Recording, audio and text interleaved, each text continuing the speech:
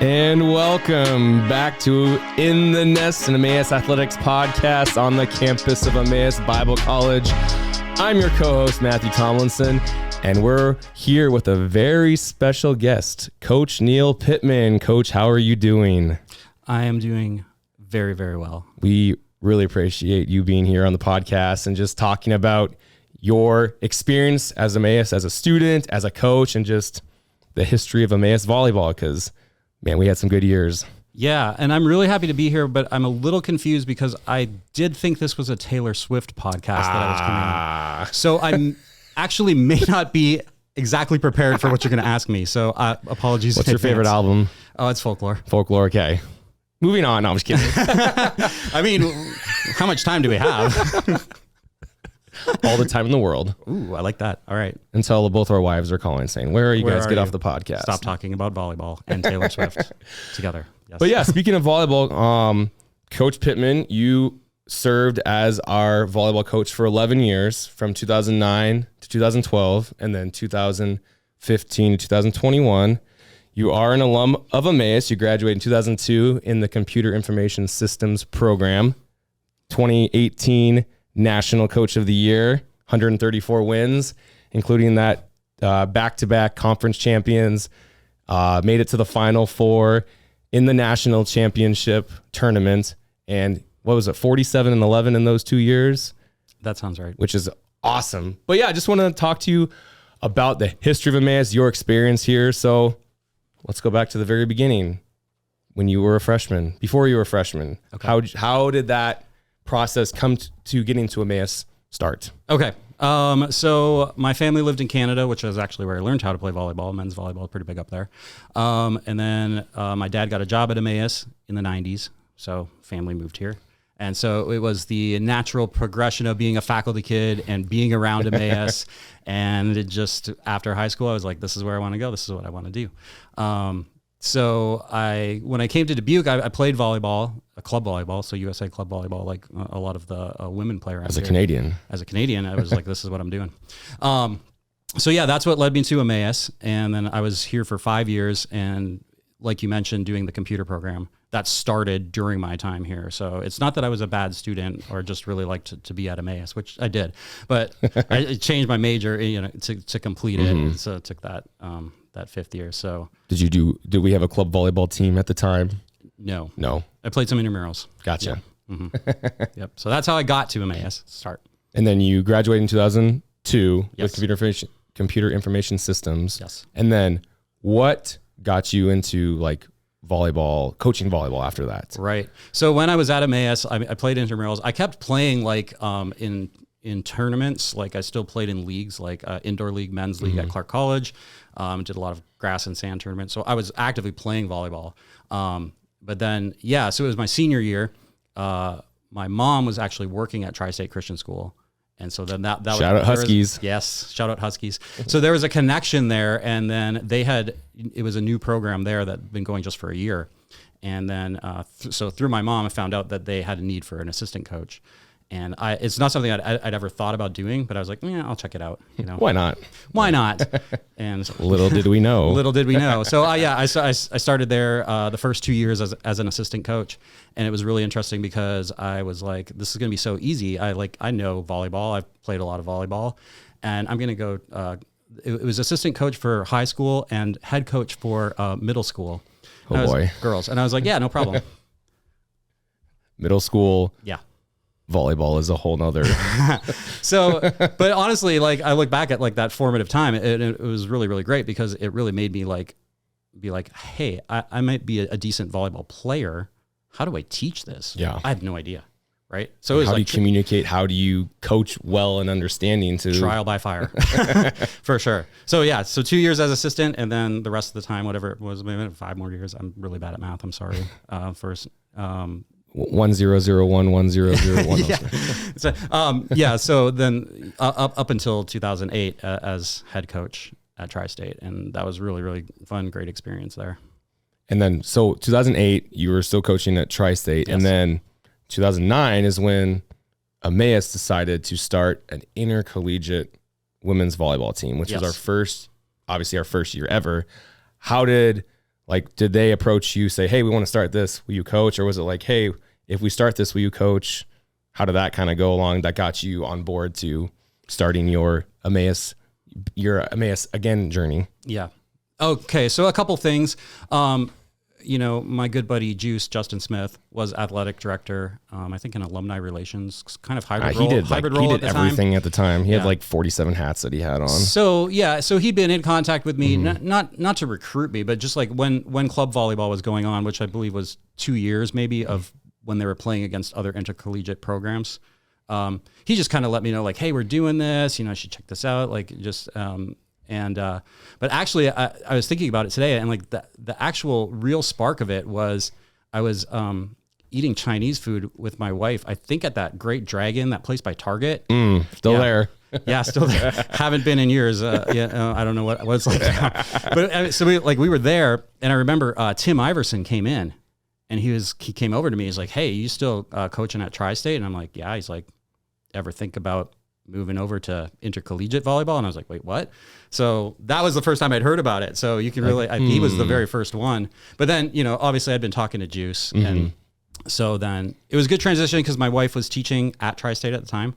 But we were about to have our first baby. And so then she was going to be done teaching there. So like that connection point. The perfect transition. That connection point was done. It was the question of like, do I continue on at Tri-State without Beth being there? Because she actually served as my assistant coach for the last 2 years that I was there, which that's pretty fun, isn't it? It was awesome. But I mean, she will admit she is not an athlete, not a volleyball player, but she really, she loved mentoring the girls and doing all that stuff. So anyway, so then we were like, okay, well, maybe this is like an open door, and like, it was a pretty soft start, like not a big schedule, not a lot of travel. And I was like, hey, having a new baby, like maybe this will work out. And so, so then I met with Juice and I believe John Glock at the time. And then the rest is history. The rest is history.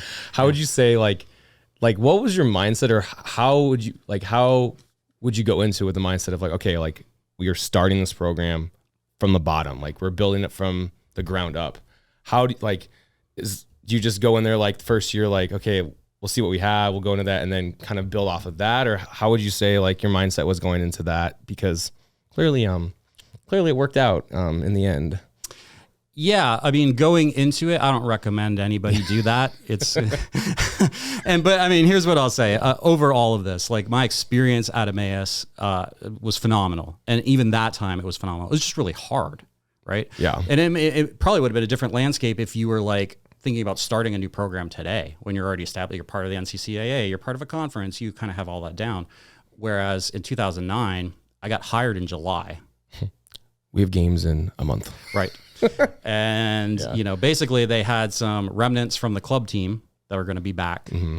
And then they, basically whoever else that was going to walk through the door. But to your question, my mentality in that first season was like, okay, let's just like establish what this is. Mm-hmm. And that was very challenging to think about doing. It's scary to do, right? Yeah. You could put yourself out there. But also like super fun and rewarding because it was basically like, well, blank slate, right? Like, yeah, you can do whatever you want with this, like within reason. And, so I think that first season was kind of just like, okay, what is it like coaching here? How do we put it together? What is the competition like? Right. Cause you go from 2 years of club where it's like more, we have fun, like it's higher intramurals to full on competitive, intercollegiate. But volleyball. I mean, Juice had sent me some videos of highlights of the club team, and I'm like, oh, I can work with it. Yeah. And I was like, okay, there is something here, right? It's not a complete unknown. So it's like we had some pieces. I know we're going to talk a little bit about some players, but like at the time, like a Kristi Steinhaus, Braceland, like Hannah Denny, Sarah Lepisto, like those players were here. And it was like, okay, we can do something. We can do something with this. So that first season, I think we played like 11 matches. We ended up 4-7, which I mean, man, we won in the first year of a team. We won some matches, was huge, right? And I think my favorite from that season would have been the very first game, like the very first intercollegiate volleyball game at Emmaus was at home versus Calvary. Oh, that's fun. And you can imagine like what the atmosphere is like, because this is like this is all new, like and like nothing against soccer was started that year too, super exciting, but club soccer had been going for so long, like people were used to going to soccer games, and so volleyball, you know, even when they had the club volleyball at home, was exciting, but this was like, whoa, this is a big deal. So anyway, we won the very first set against Calvary. Set the program the right direction. I think it was like 26-24. It was close. I mean, we lost the rest of the match, but just that initial feeling, and that, I think, you know, that season we were like, okay. So that would probably feel a little embarrassing, losing the first set to a brand new team. Maybe. I don't know. We love Calvary, so I think they were probably okay with probably it. Fine, but So 2009, 2012 was your first stint coaching. Yes. And then obviously you came back, you took a break. Yes. And you came back and you said, I'm gonna build this up again. How would you, like, was your mindset different the second time around, or how would you say? Yes. So just to back up a little bit. So then I went through 2011 or 2010, 11, 12. Okay. And I think we made some good progress there. Like, I think we ended that time with a winning record, which, I mean, I don't know how we did that. It's awesome, you know? though. Yeah. Right. But throughout that time, you know, there was a lot of, it was still an uphill battle, and not to anybody's fault at Emmaus or anything, just like the landscape of what sports were like during that time. It was different. It was different than it is now. So understand, like, recruiting wasn't a thing. Like when I first said, you literally walk around during a freshman orientation. Hey, you look athletic. Want to play? Right. So when I wanted to do that, starting in 2010, I got a lot of like, what, coach? Like, what are you doing? How like, what does this even mean, coach? Like, you tripping? Yeah. Like, we don't have scholarships. What are you recruiting them for? How are you going to recruit them? So that was like kind of like a shift. So then going through, you know, that first those first 4 years, we were able to recruit some players. We're going to have like some continued successes.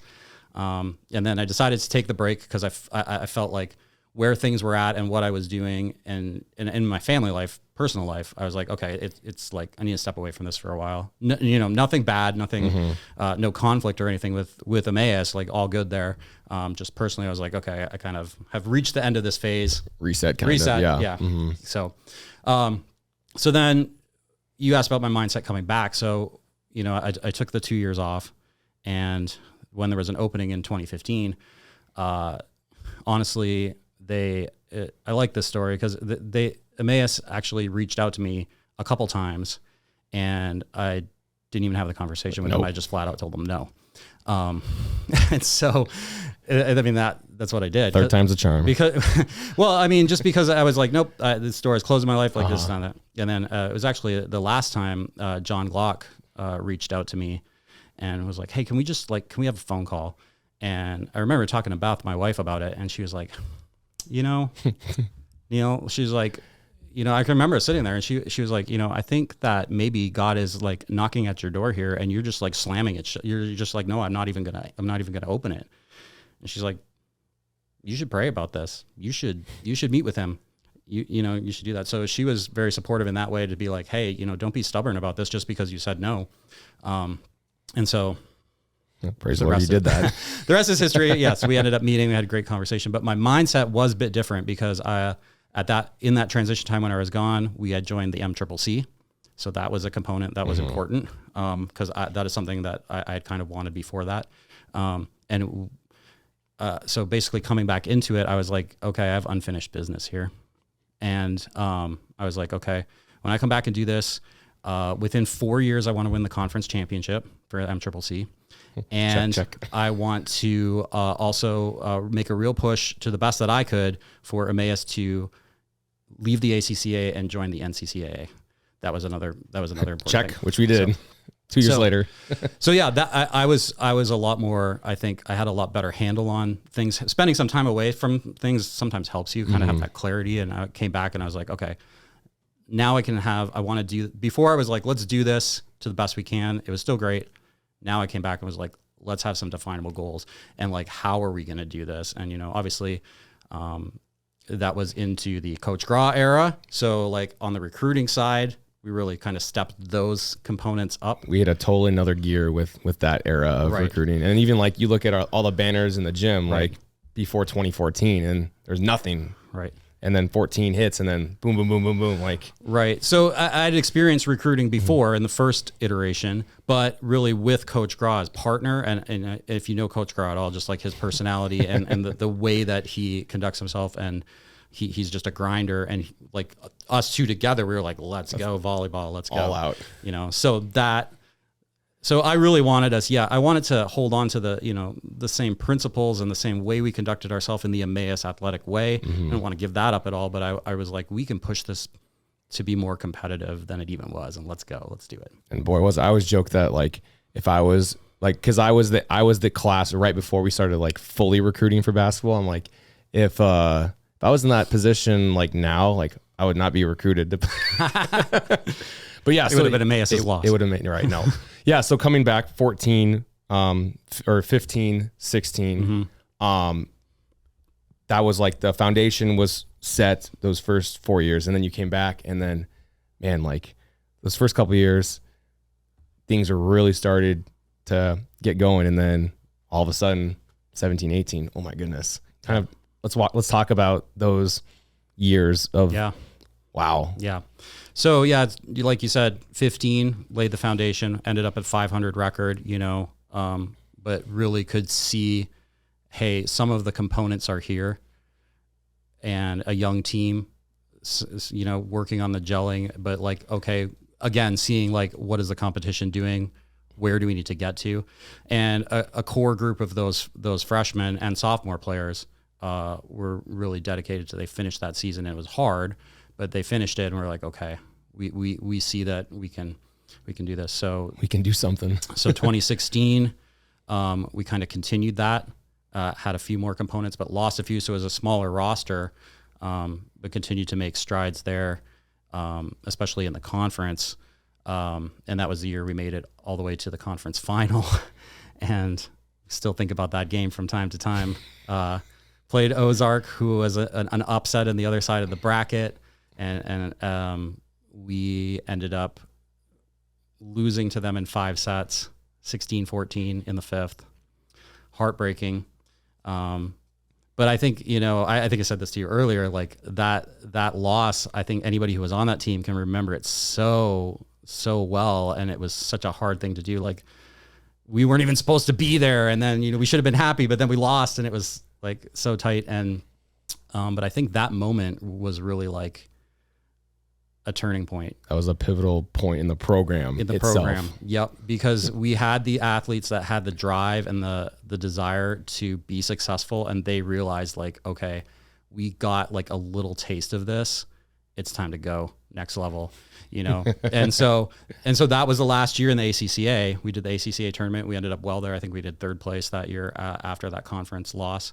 And then that was the transition year into the NCCAA. So we were like, boy, we took that by storm that first year. Yeah, we really did. And so then, going with that mindset, we really recruited. We had some great additions to the team, and like, I was expecting us to do well. I was a little bit like, okay, NCCAA, like it's going to be a bumpy ride a little bit. Did not. So did not turn out that way. I can't see. Yeah. So, 2017, I think, exceeded my expectation, but everybody's expectation, team expectation, fans' expectations, school expectations. Like, it was almost like we didn't know what to do with it. Yeah, it's like, what in the world's going on? Like, because I think we talked earlier, that year we started the season 10-0. Yeah, 10-0, but also 30-0 in sets. 30-0 in sets, which is I still can't understand. Crazy. Right. And so it was one of those things where, honestly, I think like at that point we finally lost that 11th match, and I was like, whew, thank you. Oh. Yeah, because it was almost like we didn't know what to do with it, and we weren't having a lot of adversity. Like, we were winning pretty handily. Mm-hmm. Teams would push us a little bit, but like if you're winning 3-0 all the time, like you're in control of the match the whole time. Early in that season, like some of those sets weren't even close. I mean, it was like, it wasn't like 25-20. I mean, it was like 25-10. Yeah. So, but I mean, as a coach, like great teams are born out of adversity. And I was like, oh man, we really haven't. Like, when are we going to hit that? We really haven't. We haven't really had a lot of that. So how's this going to play out long term? But we just kept cruising throughout the year. And, you know, I think we still were playing pretty free because we didn't have the expectations. It's not like, oh, we were the 10-time regional champions, you know, we need to get it again. But I think going towards the postseason that year, we started to feel it, like, because it's one of those things when you're successful, like everybody starts talking at you and they're like, hey, that target on you grows bigger. Yeah, and bigger. they're like, hey, you know, you guys, you could probably win the conference, and like, hey, you could go to nationals. Like, and it was like, I was very big on like, I don't want to think about that. I don't want to talk about that. I was like, I want my next game. And that's like we really had to focus in on that, because if you start focusing in on all of these externals, and especially what people are telling you, that's a dangerous place for a team to be, I think, because then you get it in your head like, oh, you know, we're gonna like, oh, this team, like, yeah, you have to keep, like, every game has to equal the same. Otherwise, yeah, a team that shouldn't win will beat you, or you won't play as well, or, you know. Yeah, and we started talking about it like next game mentality, but also that was the year we started talking about next ball mentality. And one of the phrases I like to use as a coach a lot was playing outside the scoreboard. And that's a hard thing to do when you're just playing the way you should, and you're not, because you'd see it from time to time when players would be playing, and depending on the gym, they'd be like turn around, like looking at the score, like, oh, I messed up. No, what's the score now? And it's like, if you can get coach, look at the score. Right.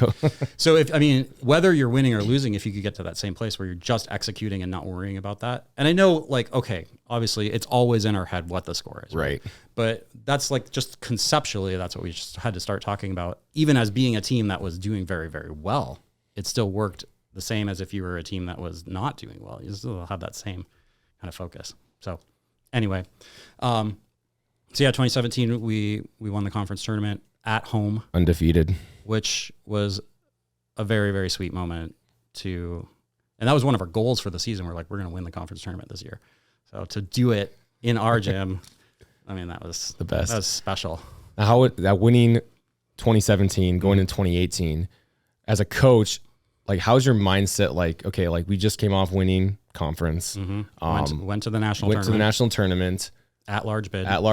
Like, which in the first year coming back in the NCCAA, like, crazy. That is crazy awesome. Beyond our wildest dreams. Honestly, we were just so grateful. And we were at that point, we were like, this is like a no pressure. Like, we were number 8 seed.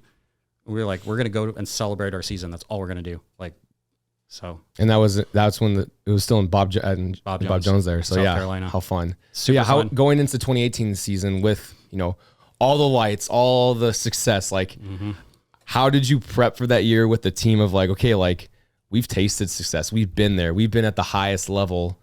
Now, how can we get better or continue that success without having, like, as people say, like, the championship or like the success hangover of where you do so well and all of a sudden you struggle, like kind of we did in basketball last year. Yeah, I'll tell you, it's a very difficult place to be. That year of coaching was the year I felt the most pressure on myself, bar none.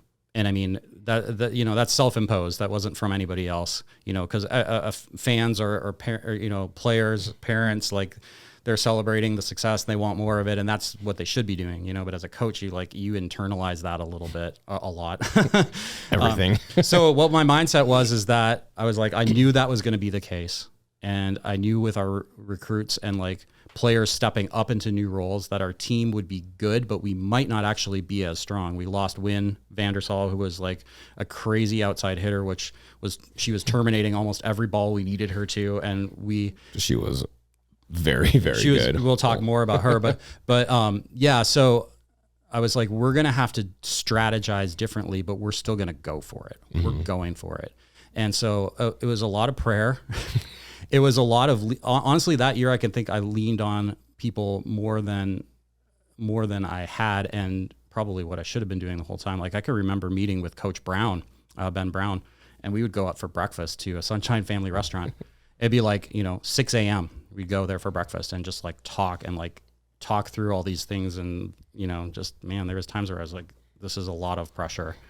And having that weight on your shoulders too, of like that's a lot. Yeah. Yeah. Because through 2018, like, what did we start at that year? We did another crazy run. 16-0 we started that year. 16-0. So we didn't lose till mid-October. I mean, we were ranked number 1. Yeah, we started the season ranked number 1. I think that was the year we lost 5 games. I think that year. Yeah, and it was NAIA. It was 2 NAIA teams and 3 D3 teams. Yeah, and yeah. So I mean, it's just it's great. Like, don't get me wrong. Like, being nationally ranked in any measure, like the team this year, like that's awesome. That's a great celebration of your success, right? But like when you are hearing about it all the time, it's like you got to be careful of that, and you got to take it the right way. So yeah, I was really, really proud of that team because I think how they played throughout the season, like they necessarily weren't the best players, but they definitely were one of the best teams in the NCCAA because we really had players step into roles, and like all of a sudden it's like everything just gelled and everybody flourished, and we were like, this is awesome. Wow. Yeah. Yeah. Yeah. And that was the first year with Coach Richter too. So yeah. Coach Hannah. And that was the year that we made it to the Final Four. So yeah. Or was that the year before? No, that was that year, right? Yeah, we were able to repeat in the MCCC. Undefeated again. So we won. We won that, and that nationals thing was still just hanging over our heads. I remember, honestly, Coach Hannah, after we won the championship, we were at Ozark and we played Manhattan and we beat them to win the conference.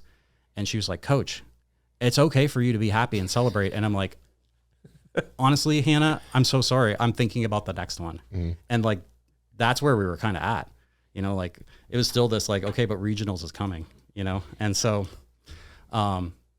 yeah, we were able to make it to the regional final, and just that nemesis of Maranatha was still, I think we lost in 5 sets. Three. The 3 they swept us. That's right. Yeah. But then we got the deservedly so, because that, they were the better team and they played the better match.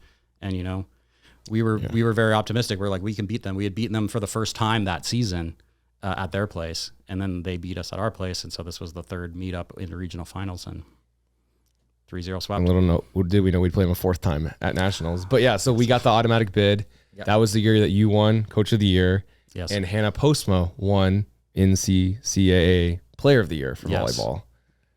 Yeah, that's a huge honor for her, and she like absolutely deserved it. I mean, I don't know, because when they select those players, I was part of the All-American committee that year, and like they're like pretty much every year Player of the Year goes to a secret ballot, so everybody in there voted for her. So I don't know what the final was, but it was very clear, hands down, like she absolutely deserved to be Player of the Year that year. It was like basically the culmination of like 4 years of what she had done of straight excellence. Yeah, and absolutely.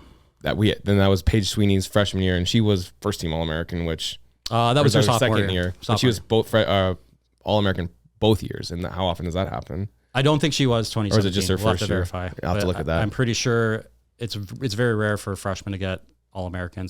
Which is crazy. I'm pretty sure she would have deserved it based on what she did, but she definitely did get it that 2018. Yep. Mm-hmm. And I think that was the year that you led the nation by a landslide in aces. Yeah. So interesting. Yeah. Going back to saying like, how did you prepare? So basically we knew we had the core of players that could execute pretty well. And so really we changed our strategy on some things, because we're like, these are the players we have. We're not going to be able to play like we did last year. And so part of the strategy, I actually went to a coaching clinic in Omaha, and that in the spring that year. And one of the presenters, like this was like a art of coaching volleyball, so very like high level college coaches, D1 coaches, and one of them did a presentation, like a 40-minute presentation on serving, and I was like, because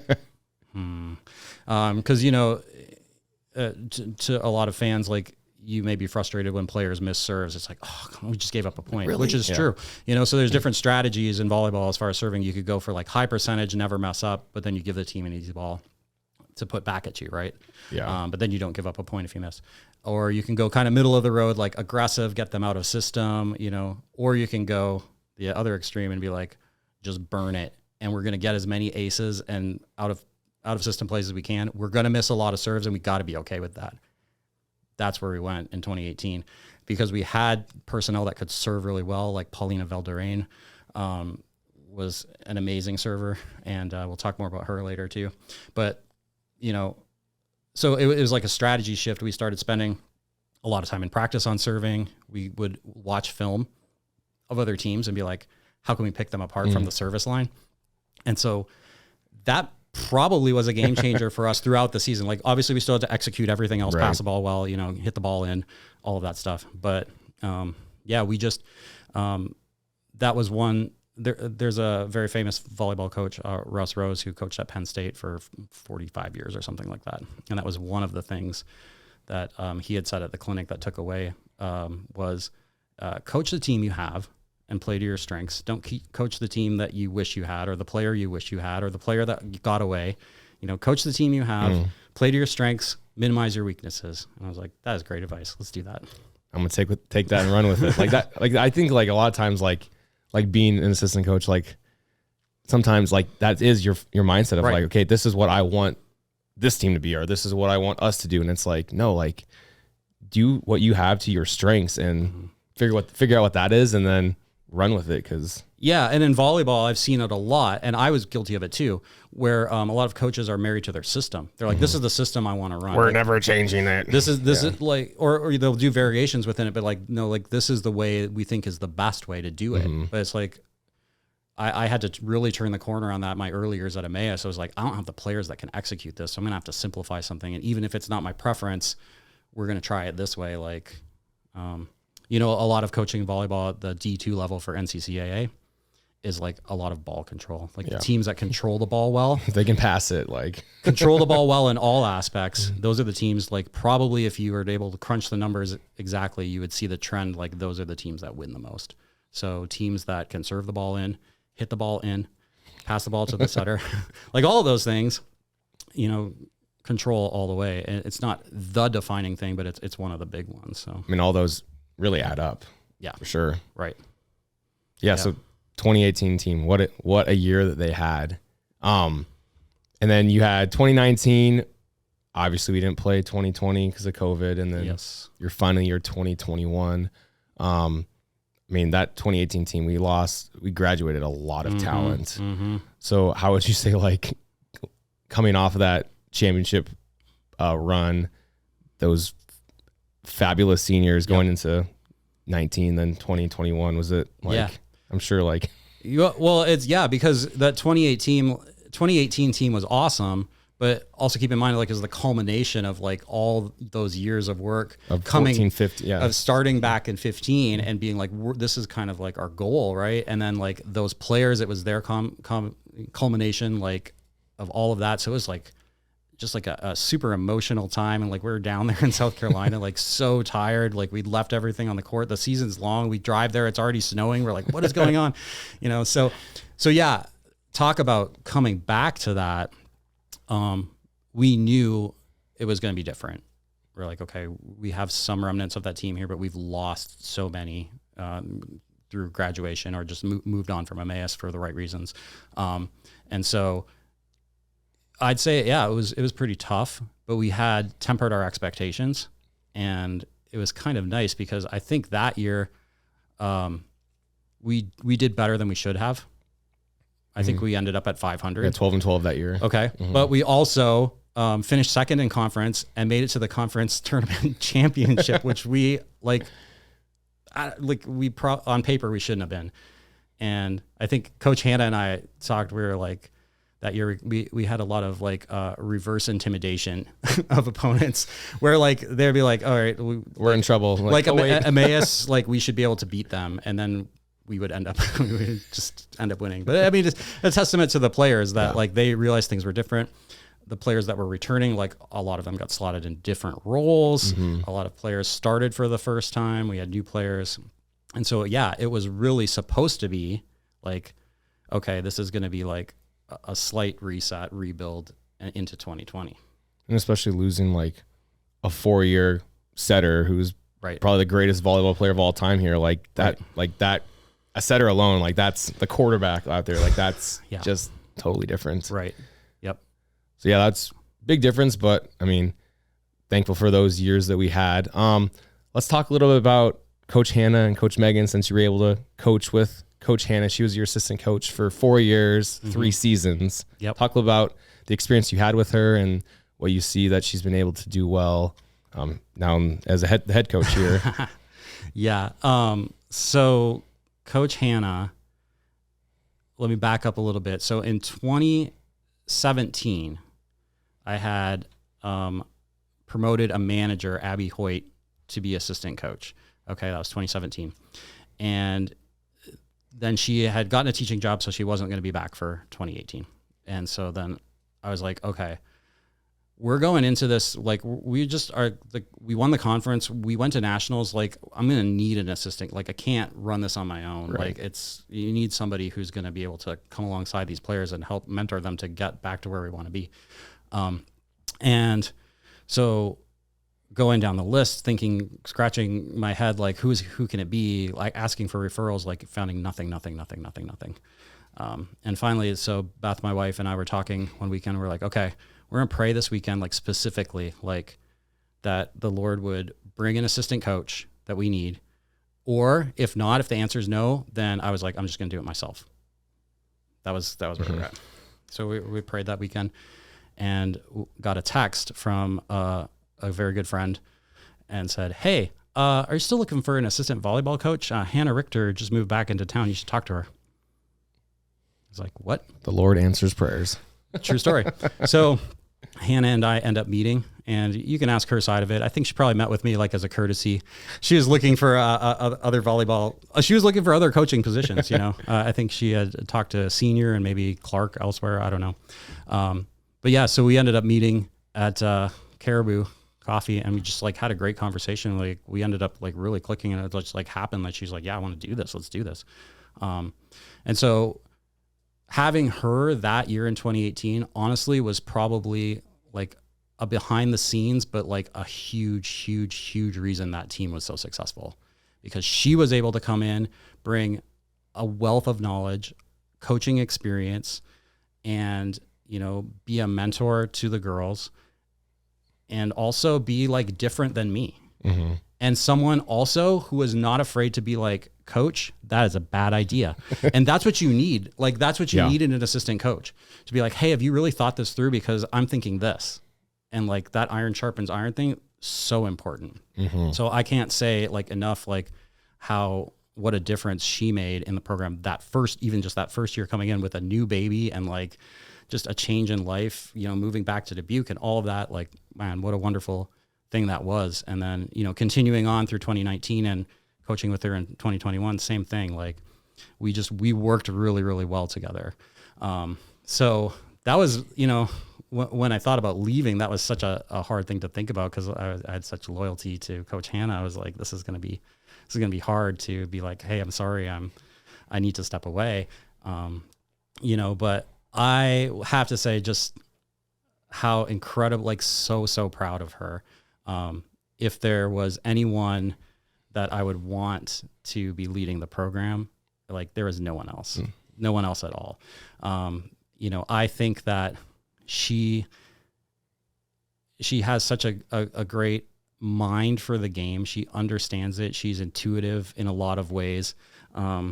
She sees things in players, and she sees things in the team very well. But she's also purposed to make, from day one, she's purposed to make an investment in the lives of players. And that's what you really need. It really is, especially at our level. That breeds success, yes. But more importantly, like that is the reason to be a coach, right? And so I think she is like 100% on board with that, and like realizes like what a position to be in, where I can have this mentoring relationship with these ladies at this time of their life at Emmaus, that I can impact them for Christ and be a leader in that, and also have a great time with them and coach them volleyball and have them learn things and maybe win some games and be successful. So I think that, she's done, like last year, I'm sure was really, really difficult, right? It's hard. Yeah. It's hard to be the new head coach and to, not have your own process for recruiting and you're kind of out of your element. And she did a great job with what she had, but like, see where we're at now.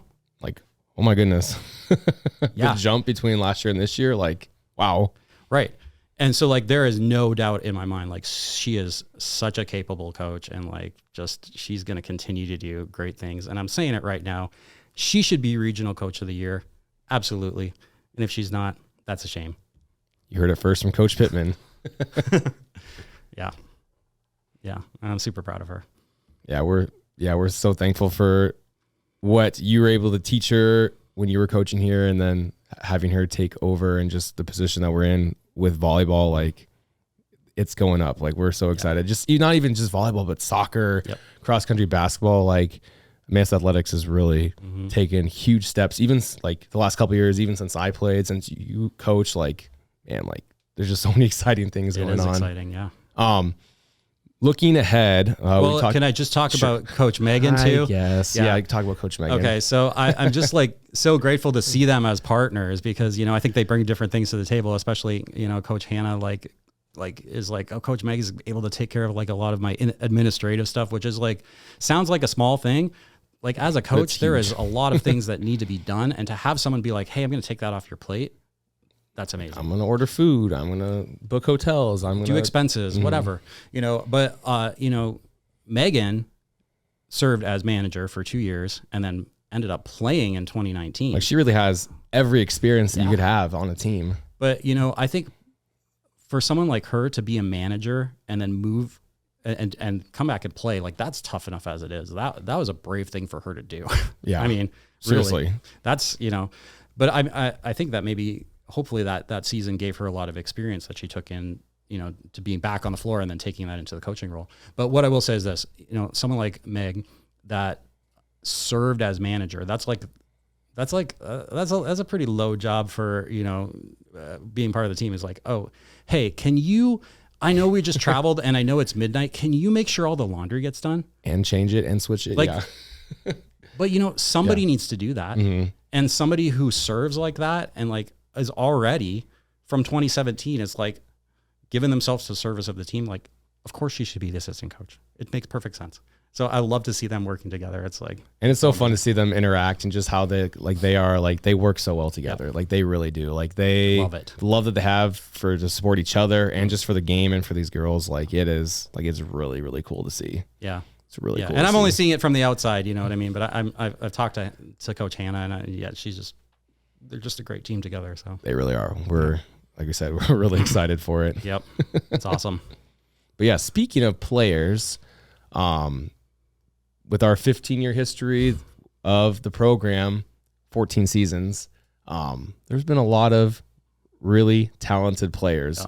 Popular, like you wouldn't think, like, okay, 15 years, like, okay, like that's not a lot of time for a program to really grow and develop. But I mean, nationals, 2 of those years, like, there have been some talented girls, for sure, young ladies, women that have come and played it for our program, and we want to talk about a couple of them, a few of them, and just the impact that they had on our program, on the school, just recognize them because. Okay. Yeah. So who do you want to talk about, Coach? Okay. Well, I mean, I know this week we looked at like all-time statistics and got them. We pulled them up. And he gave me this and I was like, I can't even see that. But I got to preface this by like, I can't talk about this in the context of like, these are the best players or my favorite players, because like, really, like, we could talk about it as far as, statistically, objectively, this is the impact they made. And I'm happy to talk about that. But what I told you earlier was like, to be a successful team, you have so many of these role players that might show up in the middle of this stat sheet that were just as important as these other players to accomplish these things, right? Mm-hmm. So I don't want to take any of that away from them. And I think that volleyball is such a team sport that we're going to talk about these players as individuals, but really they were products of the teams that were built around them, right? So please understand that as I say that, I was like, I could never pick. There's too many to talk about. Pretty much any starting lineup in the history of Emmaus volleyball, I would say, yes, girls, let's go. We're going into battle together, and I would be fine with it. There you go. So, all right, we'll just start with who you have highlighted for pin players, so outsides, right sides. Yeah. Let's talk about Paulina Valderrain. So 2018, she came in, and it was actually a good time for her to come, because we had that big hole when Wynne left, which we'll talk about her next probably. But Paulina was just a beast from day one. Very bright, loud personality, huge personality. Boy, was she. But it was great because volleyball teams need that, and she really added that. So when Paulina first came in, I'm going to go through these quickly. So I could probably tell many, many stories about her and all the others. But when Paulina first came in, I had her on right side because it just wasn't sure. Like she could bomb the ball, but I wasn't sure about her consistency. So I was like, I'm not sure. We're gonna start on right side because there's less swings. Let's see how she does. And then she had this huge jump serve, just like scary, a bomb. But it was the same thing. Like I was a very conservative coach. I was like, okay, I'm gonna, I want to make sure I stayed in my lane. You wouldn't categorize me as a reckless coach at all. Like so I was like, Paulina, you got to stop that. Like I don't trust you to do it. Like even with our serving mentality that we're having, I'm like, I just don't think. So she had to convince me. She was like, look, coach, like in her way, like, come on, coach. In the Paulina way. In the Paulina way.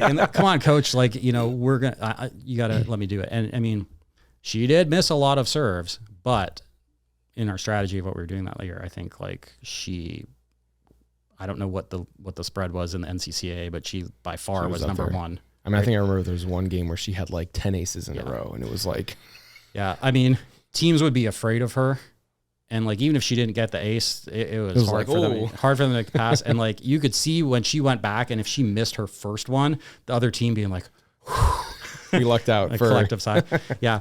So great player. And if you look at her statistically, probably across the board in that 2018 year where there was a lot of tough matches, even go to the national tournament and see what she did statistically in those matches, like she was lights out. She was in that 0-1 position where we'd give her the ball a lot. And, her and Hannah Postma worked well together, and she would take care of a lot of stuff. So, and even in like 2 years, she's the second leading kills leader in Emmaus, which is awesome. Yeah. Crazy 2 years. Yep. Yeah. So then, so Paulina, and then there was obviously Allie Hertz. So one of our 4-year players from that 15 to 18 team. All-time leader in kills. All-time leader in kills, which is awesome. Yep. And Allie was, instrumental in building those teams, and she really, had a lot of growth in her career and moved around to actually hit right side her senior year, which was what we needed her to do. We swapped with Paulina, and she was able to say, yeah, whatever's best for the team, let's do it. She struggled throughout the years with shoulder, like a lot of pain and like injury as she fought through it. So she was she was a fighter and a grinder, and just a great person to have on the team. And the fact, also crazy thing, she was third all time in digs as well. Yeah, which is a lot of defense and a lot of time on the floor, a lot of jersey replacements for Allie. All those sleeves being ripped and everything. Yep. Mm-hmm.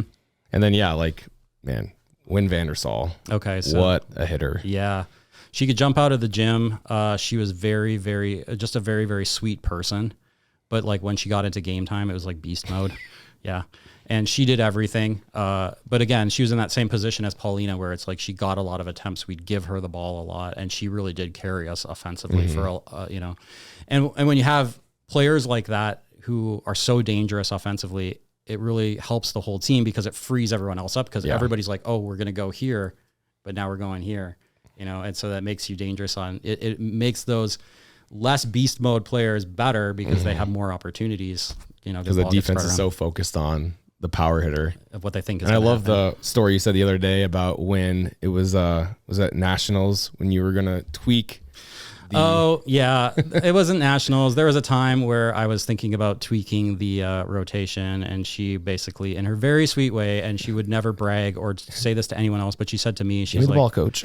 She's like, coach, don't do it. She's like, no one's gonna be able to stop me. And honestly, it's true. So I was like, okay, I'll consider that. So. She has the record for most kills in a set or in a match with, I think it's 28 or 29. Like, yeah. And I mean, what did she average? It's probably like 4 kills per set. So, I mean, it's super high. Yeah. 4.19, I think. That's a lot. Yeah. Yeah. Crazy. It is. Yep. Yep. Looking at middles, we've had some pretty good middles throughout the years of Well, the first one I want to shout out is Kristi Braceland. Like, so she was an original 2009 and 2010, and she was instrumental in helping us like kind of establish things. But if you look at her stats, like she is up there in blocks and in hitting percentage.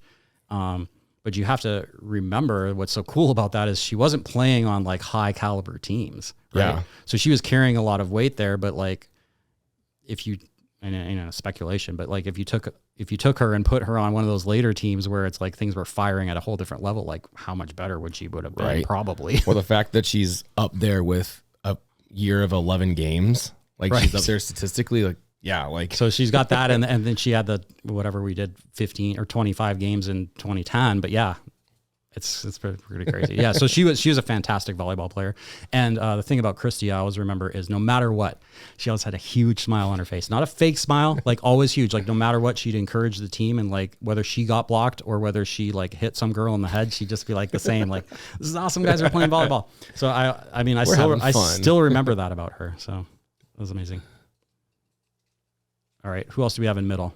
Yeah, let's see. Paige, Sweeney. Okay, so Paige, yeah, Paige was an amazing player, and we kind of got Paige in. We didn't, when Paige showed up, we really had very little conversations with her. She hadn't visited, and so we were kind of like, what?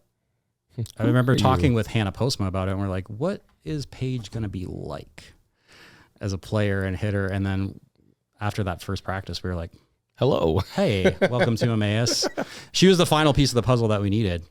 That 2017 season is it's always hard to fill that middle blocker position, I feel.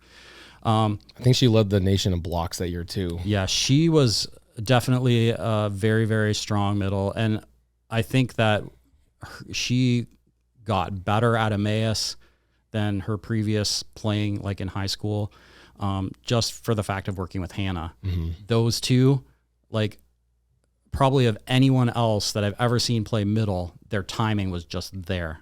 And like she was one of the few players we could give like a zero ball to, where Hannah could jump it, just barely touch the ball, and she could be right there and bang it. But also just like super positive and, just a great leader on the team. And yeah, just brought good energy and just, yeah. Really made a huge difference. All-American, AVCA All-American as well with Hannah in 2018. So yeah, huge. Which is awesome. Yep. Other middle, looking at Katie Ryan. Oh, Katie Ryan. So I put Katie Ryan, yes, talk about Katie Ryan in the middle, but Katie Ryan, when I recruited her, was actually an outside. And I wish I would have seen her play outside at Emmaus, because she was so good. And I think that was really, in 2012 when she came as a freshman, we had a very small team that year, and I was like, Katie, you're going to have to play middle because no one else can block. And she was like, what? Yeah. So I really appreciated her. Like that's a hard thing to do as a player, to play a position that she had never played before, and to be like, coach, this is outside of my comfort zone. Like this isn't what you recruited me to even do, but I'm going to do it because I know that we need to do it. Like that is huge. So I only got to coach her that one season, and then she played in 2013 and 2014. After that, but her stats are still amazing. I mean, she's third all time in kills from playing a position that she's never played before, which just shows like. So I wish we would have been able to see her at her natural position, and maybe when in those middle years she may have played it from time to time. I'm not sure how that, but I know when I coached her, But she did a fantastic job in the middle, especially for being new. I remember we'd have to pull her back and have her serve receive and play defense and do all that stuff and still hit in the middle. It was crazy. So. When you're the best player on the team, you have to do everything. That's true, especially if you're a small roster. Yeah. Yep. Looking at some of the defensive specialists or the liberos we've had throughout the years. Obviously, those championship teams were Savannah Peterson. Mm-hmm. Now Savannah Redding was the libero on the team. Yeah, and I think she's our all-time leader for digs, right? She's our all-time leader in digs. Mm-hmm. Yep. And so, yeah, Savannah, man, she really was able to shine as being the libero. Was a great server as well, so contributed a lot to the team there. But I mean, I really wish we could have seen Savvy do 4 years of it, because the first 2 years I had to have her hit because we didn't really have the outside hitters that we needed. Mm-hmm. And she pretty much did everything. She hit outside. I remember one time she's top 10 in kills too. Yeah. So, I mean, she really was, she's like Allie. She was just like a worker. She was dedicated. She would work out a lot in the summer, doing volleyball. She was, very intuitive in the back row. And when we moved her in 2017 and 18 to that position, yeah, she did a fantastic job. And, we wouldn't have been as successful those years without her in that role. And thankfully we were able to find hitters to fill the gap and finally move her. I think we were going to do it in 2016 and we had an injury and then we had to move her back. So so again, one of those players that said, "Hey coach, this is what I want to do, but I understand I need to do this and I'm going to do it because that's what we need." Which and still love that. 2 years of outside, 2 years of libero, and still all-time leader in digs. That's impressive. It is impressive. Yeah. Another one that you talked about was Molly Skoglund. Yeah, Molly. Yeah, I wanted to shout out Molly because she was the original first true libero that we had. Someone who had played it in the past that came to Emmaus and did it. But mostly for her, she was on the floor a lot. And she played and then took a break from volleyball and got married and was away. Then came back in 2015 when I came back. And so that is no small feat either, to step away from the game and come back as a slightly older player and put your body through that kind of punishment. And yeah, she was super important to us that 2015 year to have her on the court doing serve receive. Yeah. So, and she's top 4 in digs too, which is crazy too. That's awesome. And then looking at current player on the team, Jennika Beach, who's our current libero. First year, she's almost top 10 in digs, which is crazy. Yeah. And digs per set. Mm-hmm. So yeah, I don't know Jennika, but I know what I see. And she's got the thing. You want liberos who are hustlers, but also ones who are in position before the ball is there and know how to read an offense and read what the defense is doing. And yeah, this girl can play some ball. Her passing is really good too. Yeah. Yes, of course you need that. But just knowing she's a freshman and she's already up there. There's a chance she could break 1,000 digs in 2 years, which is insane. Yep. Freshman, still saying libero of the year, regional. Mm-hmm. Let's go. And then looking at probably the greatest player she is the greatest player Emmaus has ever had, but at setter Hannah Postma. Yeah. Well, really quick, I'll talk about Hannah, but shout out to, and I got to look at my list, Sarah Walker and, Shannon. Yeah, of course. Shannon Flogel. Those two ran a 6.2 together, in 2012. And they were both great setters. And I think Shannon had set the year before. So their numbers don't show it as much because they split everything. Mm-hmm. But that was probably one of the greatest setting teams that we had prior to Hannah. But yeah, so, what can you say about Hannah was not only a fantastic setter. When in 2015, when she came, we also had Savannah and Allie that were like, "Oh, I can set," so I kind of ran them through their paces in the first couple practices, and I was like, okay, we clearly have a next level. Not that Allie or Savvy were necessarily even bad at it. They were capable. Hannah was just so good. Next level. But the thing about her is that she could do everything, she's number 1 in assists, number 2 in digs, number 1 in aces, number 4 in kills. Her hitting percentage is way up. But I think what it is it's rare to have players that are so capable, but also such fierce competitors. Mm-hmm. And that's something that you can't, once you get them at this level, you can't coach that into them. They either have it or they don't, right? You can enhance it and kind of, mentor it a little bit, but Hannah came in as with her background and experience, she'd been in some very high level situations, some pressure situations, and she was like, bring it. I want that. I thrive off that. And, so she was a player that could take over games, and it'd be there's a strategy, right? If your setter's in the back row, the other team will hit the ball to the setter because then they can't set, right? Mm-hmm. And teams would continue to do this. And all that would happen is Savannah would get the ball and set it in the back row to Hannah. And she would be like, thanks for giving me that ball. Right. Because I feel I'd always say she was such a good setter, but Yeah, she was such a good hitter too. Like, she could. Yeah, she could pound the ball, and also just a phenomenal blocker. Like you said, if you think about it, like those 4th all time in kills, and probably 2/3 of those, if not more, are back row kills. Right, which is crazy. Yeah, and really good at serving.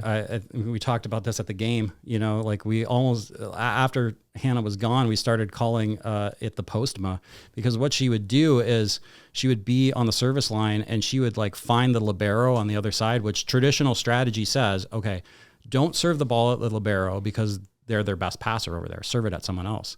So like Hannah would like specifically like look at the libero and like serve it at her and like keep serving it at her from time to time, you know, if she thought she could break her down. And I mean, there was many times that happened. Measure of confidence. Not that she did it exclusively, but she was very good at being like, I see weakness over here. She was a rare player that could, a lot of times players are focused on what's going on their own side. And Hannah was always like, what's going on over there? Mm-hmm. And that quality to have as a player is great, but especially as a setter, you know what the defense is doing over there. You know those trends. And so, yeah, and she had the ability to, you know, coming in with a super high level, still be very coachable and learn things. And also to be flexible to say like, hey, you know, I'm at a level where some of these girls aren't at, and like, let's work to bring them along. And she was able to make players into better players by playing with her. I mean, so yeah. What a amazing, and that's just scratching too. Like there's so many other talented girls. Like we're so thankful for all the young ladies that have taken their time and put their, you know, their heart and soul into, whether it was 1, 2, 3, or 4 years of volleyball here at Emmaus, and just taking, like you said, like there's so many role players that were so key in the foundation of building this program up, and just so thankful for players in those positions where there's a lot of, there's so many like people out there that don't get the recognition or the credit, but they're the reasons why. I remember all of we them. Are. Yeah. Yeah. Because either they were important in foundation, or when the foundation was established, they were important in taking us to those next levels, and we could not have done it without them. So good shout out to all 78 of them, or however many there are on here for sure. For sure. Well, Coach Pitman, we're so thankful for talking about the history of volleyball, but want to look ahead, kind of recap this past week with soccer, volleyball, cross country, and then kind of looking ahead to the conference tournaments this week. This past week, volleyball played. They were ranked first time since the 2019 year, number 9. They played Grace, who's ranked number 11th. Kind of had a off game. We ended up losing 3-0 to Grace. It was a rematch from when we beat them 3-2 at their place. But you know, good teams have great games and good teams have bad games. So looking to kind of push that off going into the conference tournament. Soccer tied with Maranatha. So this is the first time ever Maranatha hasn't beaten Emmaus in a soccer season. And that was a huge just moment for the guys. I mean, it was 1-1 in the 95th minute, and we got a penalty in the box, and Maranatha had an opportunity to get a penalty kick to win the game. And how often do goalies stop a PK? And Tucker stopped the PK, and we ended up tying, which was amazing. And he won NCCAA Student Athlete of the Week for a second time this season, which is awesome. And then cross country ran their super regionals at Faith, which sounds like we might actually be hosting that next year, which would be really cool. But ran well. Kate Jansen PR'd, and she finished 7th in the super regional race and got first team All-American first team All-Regional, which is really cool. Looking ahead to the conference tournament. So volleyball is at Manhattan. They're the 4 seed. They play Ozark, who's the 5th seed. And if they win, they play the number 1 seed Manhattan on their home court to go to the championship game. But anything can happen in postseason, as you know, and as you said before. Soccer, they're the 2 seed, and then they play Manhattan, who's the 3 seed. Okay. And if they win, they play the winner of Faith and Ozark for the championship. Currently, cross country is off for 2.5 weeks until they go to the national tournament in Grace. And we just found out that the first power ratings came out for soccer, and we're the number 1 seed in the region. Nice. Which is awesome. And volleyball is the number 3 seed. So they'll be the 3 seed going to regional play. So a lot of fantastic and great things coming the Emmaus Eagle way. Plus we have basketball starting in 2 weeks. So 9 days until our first game. So a lot of excitement going on. But again, yeah, Coach Pitman, we just appreciate the 11 years of dedication. Well, more than that, because you were a student and everything, but just all the support you've had through the years, how you've really literally built this program from the foundation up, and just the impact you've had on us, on Emmaus, on so many countless young ladies who have played for us. And just thanks for taking time out of your busy day and talking with us about the history of volleyball. So yeah, my pleasure. It was a great conversation. I loved it. We appreciate it. So you guys, thanks again for joining us. Keep an eye out on all of our social medias for game schedules, for tournament updates. Watch the live streams. We're super excited. It's a great day to be an Eagle. We'll see you guys later.